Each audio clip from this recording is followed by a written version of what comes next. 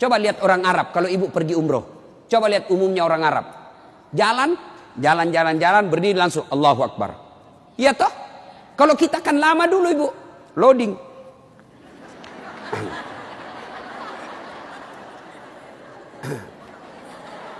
Allah. Duduk. Saya tanya, kenapa tidak jadi sholat ibu? Saya lupa sholinya. Boleh tidak ucapkan. Mau ucapkan silahkan. Sholli sunnatal duha. Raka'ataini lillahi ta'ala. Saya niat sholat sunnah duha. 2 rakaat. Sunnah hukumnya bagi saya lillahi ta'ala. Allahu Akbar. Tuh. Nggak hafal juga itu Ustaz. Ambil jalan pintas. Berdiri tegak. Menghadap ke kiblat, baru ibu bilang begini, Tuhan, sholat sunnah duha ya, Allahu Akbar. Boleh, benar boleh bu. 2 rakaat berikutnya ulang lagi, Tuhan, masih seperti yang tadi, Allahu Akbar. Boleh, benar. Daripada ibu nunggu bahasa Arabnya, ndak hafal, ibu ndak sholat. Itu sholat duha ibu. Hei, bu, suami pergi cari nafkah. Anak sudah pergi sekolah. Ibu sholat duha. 2 rakaat salam, 2 rakaat salam, 2 rakaat salam, 2 rakaat salam. Boleh 2 rakaat. Bagus 4 rakaat. Lebih utama lagi 6 rakaat. Lebih mulia lagi 8 rakaat. Boleh 2? Boleh. Kalau ibu sibuk 2 aja boleh. Bacaannya sama sholat sunnah yang lain. Nggak hafal banyak ayat-ayat Ustadz. Ya sudah yang ibu hafal aja. Kul-kul ya sudah kul-kul aja. Rakaat pertama kul huwallah. Rakaat kedua kul huwallah lagi. Tidak apa-apa. Bahkan boleh begini bu. Allahu waladhdallin amin. Bismillahirrahmanirrahim. Alif lam mim. Allahu Akbar. Boleh. Rakaat kedua. Waladhdallin amin. Bismillahirrahmanirrahim. Yasin. Allahu Akbar. Boleh. Benar boleh. Jelas. Selesai sholat duha, ibu duduk menghadap kepada Allah, mengadu kepada Allah, ya Allah yang maha kaya. Tiadalah datang rezeki tanpa pertolongan dan bantuan. Engkau yang mengatur rezeki suami saya. Suami saya datang pergi menjemput rezeki ya Allah. Jika rezeki suami saya masih di atas langit, turunkan ya Allah. Jika masih dalam tanah, munculkan ya Allah. Jika masih jauh, dekatkan. Jika masih sedikit, cukupkan. Dan yang lebih penting ya Allah, berkahkan. Doa tidak harus bahasa Arab. Banyak orang selesai sholat, baca doa. Tapi dia tidak tahu apa intinya doa. Doa itu tidak harus bahasa Arab. Nih, rezeki saya. Belum sholat duha ini sudah keluar. Langsung 2, ada pula rotinya. Masya Allah ya. Coba ibu. Doa, dengar bu. Doa tidak harus bahasa Arab. Doa itu kalau bahasa Bugisnya mapaletu. Bahasa gaulnya curhat. Silakan ibu curhat. Bahasa hati. Bukan bahasa Arab. Ibu bahasa Arab belum lagi salah ucap. Tidak ngerti apa yang ibu baca. Malaikat bingung. Apa maksudnya ini ibu ini? Apa maksudnya ini ibu? Mau minta rezeki ternyata doanya apa? Minta anak. Bingung kan malaikat. Jadi boleh bu, ya Allah, bukakan pintu rezekiku ya Allah. Mudahkan suamiku memperoleh rezekinya ya Allah. Sudah itu SMS suami. Bang, jangan menghalalkan segala cara. Baru aja aku doakan abangku selamat dalam mencari nafkah. Salam sayang selalu dari istrimu di rumah. Senang itu. Saya ibu, itu istri saya. Kalau dia SMS begitu, saya kasih lihat semua temanku. Istriku ini SMS-nya. Coba. SMS begitu suaminya bu. Jangan galau bang. Jangan putus asa bang. Rezeki Allah yang tentukan. Selama abang berusaha, rezeki itu ada. Pun kalau terbatas, percayalah saya tetap setia mendampingimu. Pernah SMS begitu suaminya? Paling SMS-nya bang, jangan lupa singgah beli gas ya. Yuk, sholat duha. Saya banyak dosa Ustaz. Saya perempuan hijrah. Dulu banyak betul maksiat saya lakukan Ustaz. Masa muda saya suka gaul. Masa muda saya selalu ke tempat hiburan malam. Masa muda saya selalu maksiat. Allah jelaskan, wala tai'asu mir rauhillah. Bu, jangan putus asa. Ibu jangan putus asa. Besar dosamu tapi ampunanku jauh lebih besar. Gimana caranya? Yuk sambut dengan sholat sunnah taubat. Gimana sholat sunnah taubat Ustaz? Sama sholat tahajud, sama sholat duha. Cuma beda waktu, beda niat. Kalau duha pagi hari, sholat taubat boleh pagi, boleh. Tapi waktu paling bagus yang dilaksanakan Nabi, selesai sholat maghrib nunggu isya. Jadi ibu tidak ada kegiatan nih, sudah maghrib, datang ke masjid, nunggu isya, tidak usah pulang, nunggunya sholat taubat 6 rakaat. 2 rakaat salam, 2 rakaat salam, 2 rakaat salam, 6. Boleh 2, boleh. Sholat taubatnya, niatnya, usalli sunnatal taubat raka'ataini lillahi ta'ala. Saya niat sholat sunat taubat 2 rakaat, sunnah hukumnya bagi saya lillahi ta'ala. Allahu Akbar. Baca doa iftitah, baca Al-Fatihah, baca surah pendek, ruku, itidal, sujud, dan seterusnya. Kapan tobatnya Ustaz? Sujud terakhir. Sujud terakhir. Ibu tobat. Ya Allah. Tadi saya hilap ya Allah. Di kantor saya hilap. Dia pegang tanganku, bosku. Dia jemar, dia remas-remas jari-jari itu ya. Aku pun membalasnya ya Allah. Akhirnya beremas-remaslah kami ya Allah. Ya Allah saya hilap ya Allah. Maafkan saya ya Allah. Rabbana la tusik qulubana ba'da is hadaitana wa hab lana min ladunka rahmah. Ya Allah saya hilap ya Allah. Ampuni saya. Jangan engkau palingkan hati hamba. Jangan engkau sesatkan hati hamba setelah engkau berikan hidayah ya Allah. Ampuni saya ya Allah. Allah ampuni. Yang penting tobatnya tobatan nasuha. Jangan tobat ibu hamil. Ibu-ibu masih ingat waktu hamil? Melahirkan. Ingat waktu melahirkan? Tidak mau lagi saya Pak. Tobat.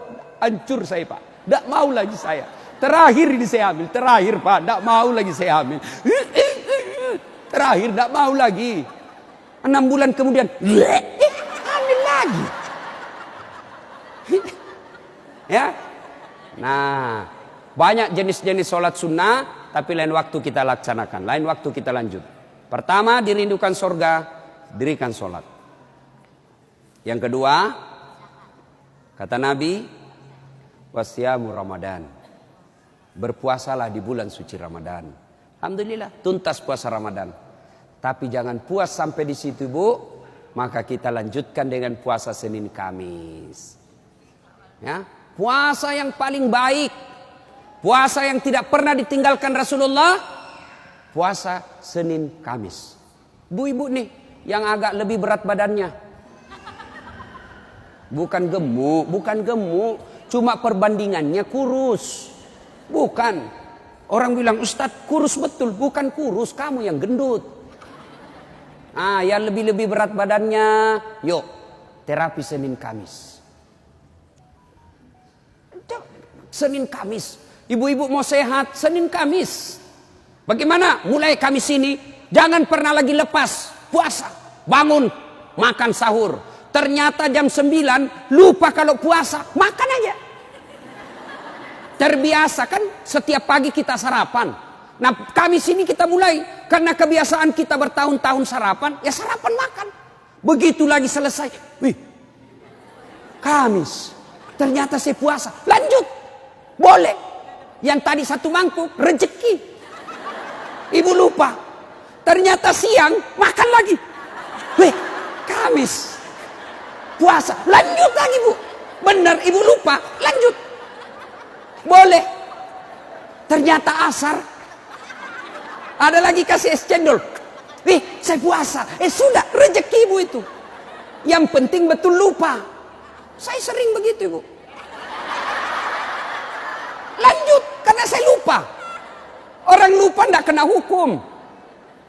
Tiba-tiba saya diajak makan coto. Ustaz coto, namanya kita senang ditraktir. Begitu habis, saya puasa rupanya. Tidak apa-apa, lanjut. Boleh. Yang tidak boleh, ibu misalnya kan? Misal. Bismillahirrahmanirrahim. Misal sudah di dalam nih. sudah ada di dalam, baru sadar, saya puasa. Jangan bilang terlanjur, batal. Batal itu. Maka kalau dia sudah di dalam mulut, langsung ingat saya puasa, muntahkan, cuci, sah. Biar ibu 3 kali makan dalam sehari, yang penting betul-betul lupa. Begitu kan, ma makan puasa. Oh iya nak, sah. Coba ibu besok, mulai hari Kamis ini. Ternyata jam 10, jam 11 lolos, jam 12 masih bisa, jam 1 enggak tahan. Datang tetangga bawa kue, nyaman lagi. Wah, sudahlah, ya sudah buka. Dari jam subuh sampai jam 1 ibu sudah dapat pahala. Cuma sayang kalau sudah jam 2 rusak, bu, ibu betul-betul imannya lemah.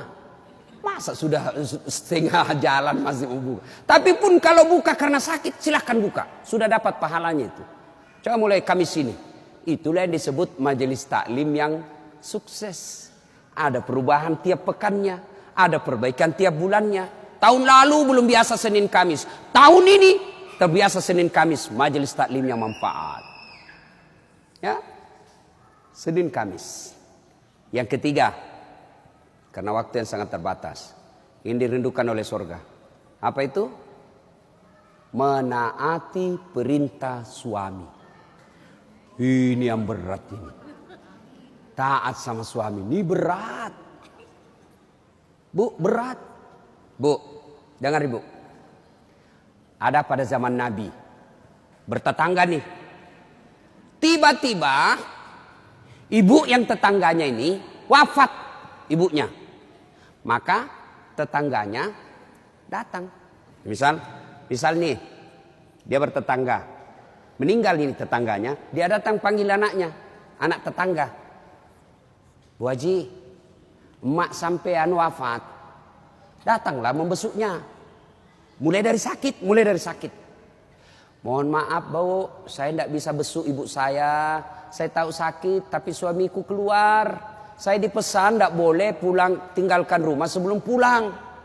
Pulang yang utusan. Sakaratil maut sudah ibunya, datang lagi. Bu, ibu sampean sudah sakaratil maut. Datanglah kau besuk. Mau sekali, tapi mohon maaf suami saya belum pulang. Pulang lagi utusan. Wafat ibunya. Bu, yang terakhir kalinya, bumu sudah wafat, maka mau dimakamkan, kau datanglah sekali aja sebelum dimakamkan. Apa kata ibu? Mohon maaf, suami saya belum pulang, saya dilarang keluar sebelum pulang. Saya doakan ibu saya dimakamkan. Tidak datang ini anaknya. Marah ini utusan. Dia datang kepada Nabi melapor. Ya Rasulullah, keterlaluan betul itu tetangga saya. Mulai dari sakit, sakaratil maut, sampai wafat, dimakamkan, tidak datang besuk ibunya. Saya 3 kali datang memanggilnya, ya Rasul. Nabi kata, wih, nak durhaka betul itu. Kok bisa begitu? Kenapa bisa? Ya Rasulullah, suaminya pergi jihad, perang, dipesan sama suaminya, jangan pernah tinggalkan rumah sebelum saya pulang. Mendengar ini, apakah Nabi marah? Subhanallah, dengar ibu. Subhanallah. Nabi lalu bersabda, alhamdulillah, diampuni dosa ibu yang wafat karena punya anak, istri yang taat sama suaminya. Masya Allah. Kira-kira masih ada istri zaman sekarang begini? Masih ada. Baru 10 menit pergi suaminya, dia telepon temannya. Datang aja, suami saya sudah keluar. Bu, taat sama suami. Itu pintar redanya ibu masuk surga. Ibu mau tanda fungsi utama suami? Bu, halo ibu. Fungsi utama seorang suami. Ibu mau tahu? Mau tahu ibu? Jalan pintasnya ibu masuk surga. Passwordnya masuk surga. Kenapa? Ridha suami itu ridhanya Allah. Kalau ibu sudah ridhanya, suami sudah ridha sama ibu, Allah tersenyum kepada ibu. Sebaliknya kalau suami tidak senang sama ibu, tidak pernah baik hatinya suami sama ibu, percayalah, susah ibu masuk surga. Betul, ridhanya Allah itu tergantung ridha suami. Kenapa bisa Ustaz? Karena kami ini suami yang nanggung ibu dunia akhirat. Ibu kira enak jadi suami? Dipikir bagaimana supaya kita bisa beli mobil, ibu bisa ndak kena matahari jalan. Kami pikir suami bagaimana supaya ibu bisa pakai baju baru tiap bulan supaya saudaramu ndak menghina kamu. Dipikir bagaimana supaya suami istri saya pakai emas, berlian supaya tetangganya ndak menghina dia. Itu dipikir semua oleh suaminya. Mana ibu pernah pikir bagaimana supaya saya belikan suamiku berlian? Pernah ibu? Ayo. Bukan cuma di dunia, di akhirat pun ibu ditanggung oleh suami. Beruntunglah wanita Islam. Wanita Islam itu sebelum diperiksa semua amal-amalnya, sebelum diperiksa puasanya, diperiksa hajinya, ada 4 laki-laki yang harus menanggung dia. 4 laki-laki yang harus menanggung ibu. Siapa? 1, orang tua, bapak. 2, suami. 3, anak laki-laki. 4, saudara laki-laki. Ini 4 yang bertanggung jawab terhadap ibu. Kenapa itu perempuan dia pakai jilbab? Ditanya suaminya, ditanya bapaknya, ditanya anak laki-lakinya, ditanya saudara laki-lakinya. Ternyata ini 4 laki-laki yang tidak beres, maka ibu bebas tugas. Itu enaknya jadi perempuan Islam. Beda kami laki-laki. Biar kami sholat, ketua majelis ulama, hafal Quran, istrinya tidak pakai jilbab, istrinya tukang gosip, istrinya tidak puasa, istrinya tidak nutup aurat, istrinya tidak sholat. Demi Allah, ku ampusakum wa ahliku. Suamimu, nih kau masuk neraka sama istrimu. Ditanggung ibu dunia sampai akhirat.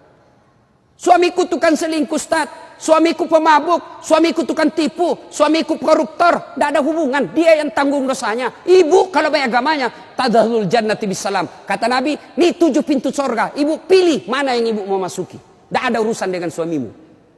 Itu enaknya. Jadi ibu jangan suka ngomel-ngomel.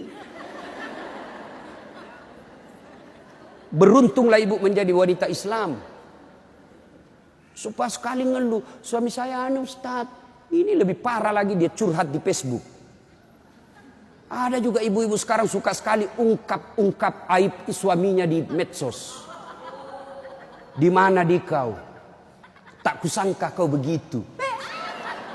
Kesepian banget, pret. Apa yang begini? Ya, ibu taat perintah suami. Passwordnya ibu masuk surga, ridha suami. Tapi kalau ibu durhaka sama suami, susah. Perempuan sekarang kan banyak tidak hormat sama suaminya. Ketika Nabi Isra Mi'raj kan diperlihatkan. Masuk Nabi surga, Masya Allah banyak betul penghuni perempuan. Begitu Nabi masuk neraka, na'udzubillah min zalik, lebih banyak lagi perempuan di neraka. Lalu ditanya Nabi sama sahabat, kenapa bisa begitu ya Rasul? Ada 2 kelemahan perempuan. 1, tidak bisa tahan mulutnya cerita kejelekan orang. Yang kedua, dia tidak taat dan tidak mensyukuri suaminya.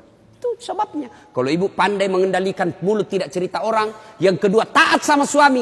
Gampang ibu masuk surga. Cuman kita kan ini penyakit kita. Datang begini masih gosip tuh. Damai tapi gersang.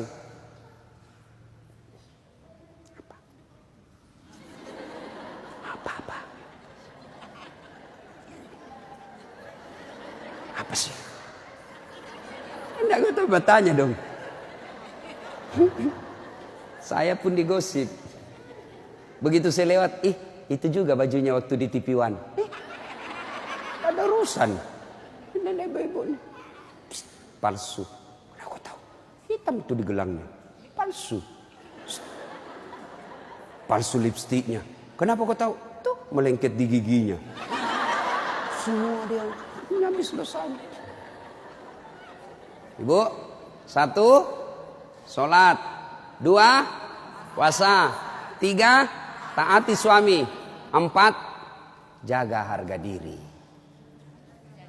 Jaga harga diri. Bagaimana menjaga harga diri seorang perempuan? Bermula dari pakaian. Ibu-ibu jangan lagi pakai jilbab apa itu.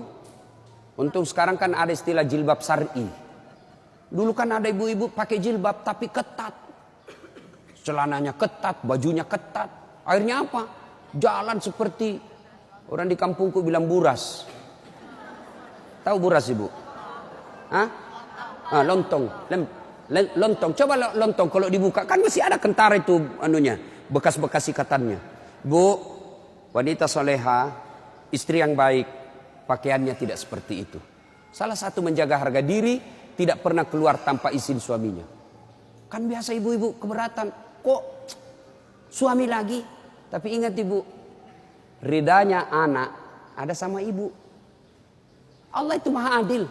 Bu mau masuk surga, bakti sama suami. Suami mau masuk surga, bakti sama ibu. Itu putar aja. Jangan lagi ada yang cemburu. Ustaz, saya serumah mertua saya. Kenapa ya suami saya perhatian betul sama mamanya? Sudah punya anak yang lain. Kok suami saya terus dibebani, beli ini, minta sama suami. Saya bilang, bu sadar dong bu. Bersyukur suamimu begitu. Mudah-mudahan nanti anakmu pun sudah menikah dengan wanita lain. Dia masih memperlakukan kau seperti ibunya sekarang. Jangan malah sentimen. Suami saya begini, suami saya begini. Ibu berapa tahun sama suami? Baru 25 tahun. Itu ibunya dari perutnya. Saya heran kalau ada perempuan cemburu sama mertuanya. Tak sadar. Gimana nanti kalau ibu punya mantu yang juga kurang ajar? Mau? Maka saya bilang sama istri saya, boleh kau maki-maki saya, boleh kau hina saya, boleh kau lempar kepalaku, yang penting tidak kena. Satu yang tidak boleh, jangan kau lukai perasaan ibu saya. Begitu ibu saya luka perasaannya, kau pembuat sial, keluar kau dari rumah. Tidak ada toleransi. Begitu mestinya kita jadi istri. Kalau ibu-ibu masih susah hidupnya, koreksi aja deh, barangkali durhaka sama mertua. Nah, bagaimana mengabdi kepada orang tua, bagaimana mengurus anak, insya Allah lain waktu dan kesempatan kita akan lanjutkan. Akhirnya kita simpulkan, wanita yang ingin dirindukan surga, 1, pelihara sholat. 2, 3, taat pada perintah suami selama perintah itu tidak melanggar agama. Yang keempat, jaga harga diri. Insya Allah kalau ini kita lakukan, maka Nabi jelaskan, silakan masuk surga, tadkhulul jannati bisalam. Silakan masuk surga dari pintu mana yang ibu mau suka. Subhanallah. Inilah tausiah kita, mudah-mudahan ada manfaat.